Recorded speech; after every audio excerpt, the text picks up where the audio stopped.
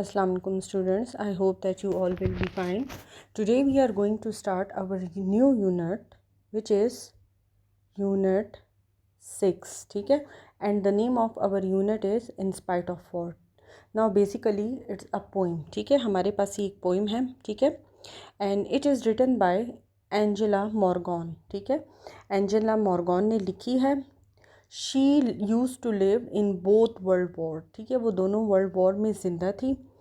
अब इस पोइम में एंजेला मोरगॉन ने ये बताने की हमें कोशिश की है कि despite of a devastating war, ठीक है, एक सख्त किस्म की जंग जारी है. ठीक है, लेकिन अगर हम अपने इर्द गिर्द नेचर को देखें तो सब चीज़ें कंटिन्यू हैं. ठीक है, उस वॉर की वजह से कुछ भी नहीं लिखा. ठीक है, अब यही चीज़ें हम अपनी लाइफ के बारे में भी कह सकते हैं कि हमारी लाइफ में चाहे जितनी भी हॉरिबल चीज़ें हो जाएं, ठीक है, इस पोइम को पढ़ के हमें एक इनकरेजमेंट होती है. हम लोग इनकरेज होते हैं कि इंसान की लाइफ में कितनी ही हॉरिबल चीज़ें हो जाती हैं, कितने ही ऐसे वाक़यात हो जाते हैं. ठीक है, लेकिन इसके बावजूद भी अगर हम अपने इर्द गिर्द की चीज़ों पर फोकस करें, नज़र डालें, ठीक है ना, तो कोई चीज़ भी नहीं रुकती, हर चीज़ एज इट इज़ चलती है.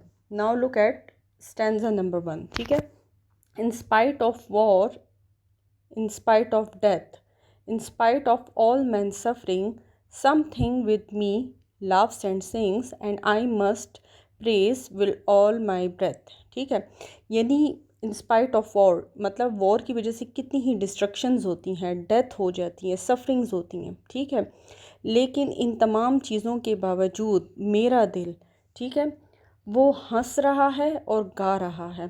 ठीक है, खुशी से, प्लेजर से. ठीक है, और मुझे इस चीज़ को प्रेस करना चाहिए. अब ऐसा क्यों है ये हम लोग कमिंग स्टैंजास में पढ़ेंगे. Okay, now look at stanza number 2. In spite of war, in spite of death, यानी वॉर और हेट के बावजूद. ठीक है, लिलैक्स. ठीक है, now what are lilacs? Lilacs are flowers. ठीक है, लिलैक्स आर स्टिल ब्लूमिंग. ठीक है ना, यानी वॉर हो रही है लेकिन इसके बावजूद फूलों ने जो है मतलब खिलना नहीं छोड़ा. ठीक है, tulips are tripping down to the path. ठीक है, यहाँ तक कि ट्यूलिप्स भी ग्रो कर रहे हैं. ठीक है, और अपने अपने रस्तों पर झुके हुए. ठीक है, in spite of war, in spite of wrath. Wrath का क्या मतलब है? तबाही. ठीक है ना, यानी जंग के बावजूद, तबाही के बावजूद, ठीक है ना, न फूलों ने खिलना छोड़ा है. ठीक है, ना ही ट्यूलिप्स ने मेरे दरवाज़े पर उगना छोड़ दिया. ठीक है, बल्कि फूल भी उसी तरह खिल रहे हैं, सब कुछ उसी तरह चल रहा है. ठीक है ना, और ये चीज़ किसी भी इंसान को इनकरेज करने के लिए काफ़ी है कि मतलब इतनी हार्ड सिचुएशन में भी the course of nature is going on. ठीक है ना, जो नेचर है वो एज़ इट इज़ जा रही है. न फूलों ने खिलना छोड़ा है. ठीक है, न सूरज ने तलू होना या गरूब होना छोड़ा है. ठीक है, मतलब हर चीज़ अपने मतलब टाइम के मुताबिक ही हो रही है. Now look at stanza number 3. Courage the morning glory saith, rejoice the daisy murmureth. अब यहाँ पे murmureth का मतलब है लो साउंड. ठीक है, यानी वो साउंड जो बहुत लो हो. ठीक है, and just to live so divine when pansies lift their eyes to mine. ठीक है ना, अब जंग के बावजूद, ठीक है, जो वॉर है उसके बावजूद जो सुबह है, अगर हम मॉर्निंग को देखें, ठीक है, तो वो हमें करेज दे रही है.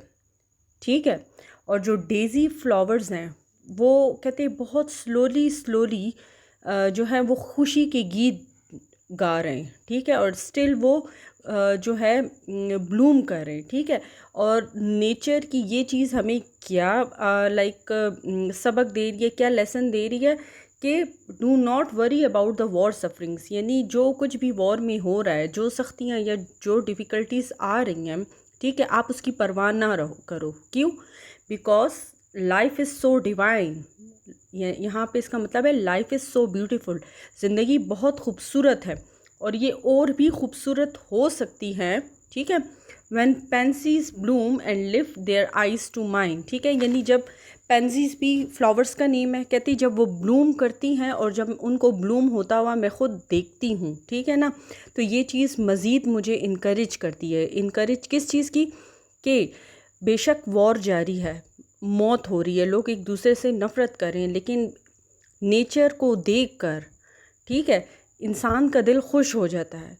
मतलब ये हमें ये मैसेज दे रहे हैं कि जिस तरह वॉर और डिस्ट्रक्शन के बावजूद कोई चीज़, मतलब नेचर ने मतलब नेचर कहीं रुकी नहीं है, नेचर अपने कोर्स की तरफ रवान है, ठीक है। इसी तरह हमें हमारी लाइफ भी नहीं रुकनी चाहिए। Now look at stanza number 4. The clouds are romping with the sea, यानी the clouds are playing with the sea, यानी डिस्पाइट ऑफ वॉर, वॉर के बावजूद क्लाउड्स जो हैं वो सी के साथ प्ले कर रहे हैं, ठीक है, दे आर प्लेइंग, ठीक है। And flashing waves call back to the sea, ठीक है, और जो वेव्स हैं, ठीक है, जो समंदर में आ रही हैं जा रही हैं, ठीक है, they are calling me, they are calling me means वो हमें बता रही हैं कि जिस तरह नेचर कहीं नहीं रुकी, पानी ने बहना नहीं छोड़ा, इस तरह हमारी लाइफ भी कभी कहीं नहीं रुकनी चाहिए, ठीक है। That not is real but what is fair, ठीक है। और ये हमें ये बताने की कोशिश कर रही है कि everything that is fair and just is actually the reality, यानी वो ये वॉर और डिस्ट्रक्शन तो एक दिन ख़त्म हो जाएगी, लेकिन जो नेचर हमें शो करने की कोशिश कर रही है वो ये है कि जैसे नेचर कहीं स्टॉप नहीं हो रही, इन तमाम चीज़ों के बावजूद हमारी लाइफ भी कहीं पर स्टॉप नहीं होती। That everywhere and everywhere a glory live through despair, यानी हमें इस चीज़ पर बिलीव होना चाहिए कि कहीं पर भी कुछ भी हो रहा हो, यानी हम जितने भी होपलेस हो जाएं, ठीक है, हम जितने भी होपलेस हो जाएं, जैसे कि लोग अक्सर वॉर में होपलेस हो जाते हैं क्योंकि उनको पता होता है, पता नहीं उन्होंने जीना है मरना है, उनकी लाइफ आगे क्या होगी, लेकिन इस होपलेसनेस के बावजूद, ठीक, जो चीज़ ये नेचर हमें दिखा रही है वो ये है कि जो भी सैडनेस उस वक्त मौजूद है, जो भी होपलेसनेस उसके बावजूद मौजूद है, ठीक है ना, नेचर जैसे कहीं नहीं रुकती उस तरह हमें भी कहीं नहीं रुकना चाहिए। इंसान को अपनी ज़िंदगी में खुशी खुद ब खुद ढूंढनी चाहिए। Now look at stanza number 5.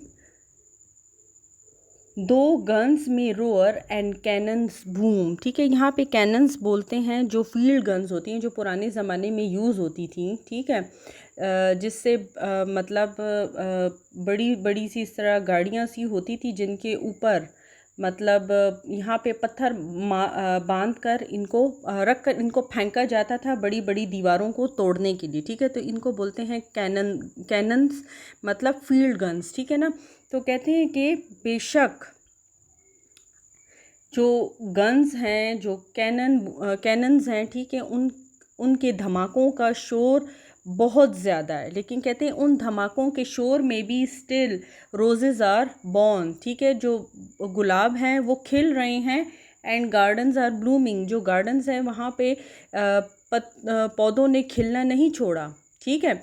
Same my spirit still may light its flame at that same torch whence poppies came, ठीक है, जिस तरह रोज़ेस ने खिलना नहीं छोड़ा और फ्लावर्स और गार्डन में भी फ्लावर्स जो हैं वो ब्लूम कर रहे हैं, ठीक है, इसी तरह पोइट यही बताने की कोशिश कर रहे हैं कि ये जो ब्यूटीफुल इन्वायरमेंट है ये उसे खुश करने की कोशिश कर रहा है, ठीक है। और जंग के बावजूद, ठीक है, इवन के जो बंदूकों का शोर है, ठीक है, जो बड़ी बड़ी तोपें हैं उनका शोर है, यानी एक ज़ाहिर है जब जंग छिड़ती है, ठीक है, तो इंसान कितना खौफज़दा हो जाता है, लेकिन यहाँ पर पोइट हमें ये बताना चाह रही है कि इतना सब कुछ होने के बावजूद जब वो अपने इर्द गिर्द नेचर को देखती है, वो ये देखती है कि रोज़ेस ब्लूम कर रहे हैं, वो ये देखती है कि गार्डन्स में फ्लावर्स ब्लूम कर रहे हैं, ठीक है, तो ये देखकर वो खुश हो जाती हैं, ठीक है, और वो मज़ीद उसका स्पिरिट हाई कब होता है? जब वो पॉपीज़ भी फ्लावर्स की एक काइंड है, ठीक है, तो जब वो पॉपीज़ को ब्लूम होता हुआ देखती है। Now look at stanza number 6, where morning altar whitely burns, यानी कि जब सुबह के वक्त जब white morning altars whitely burns का मतलब है कि जब सन राइज होता है मॉर्निंग में, ठीक है, तो क्या होता है? It spreads its light everywhere, तो ये हर तरफ अपनी रोशनी फैला देती है। जो वाइटली बर्न्स है ये यहाँ पर लाइट के लिए यूज़ हुआ है कि वो अपनी रोशनी हर जगह पर फैला देती है, ठीक है।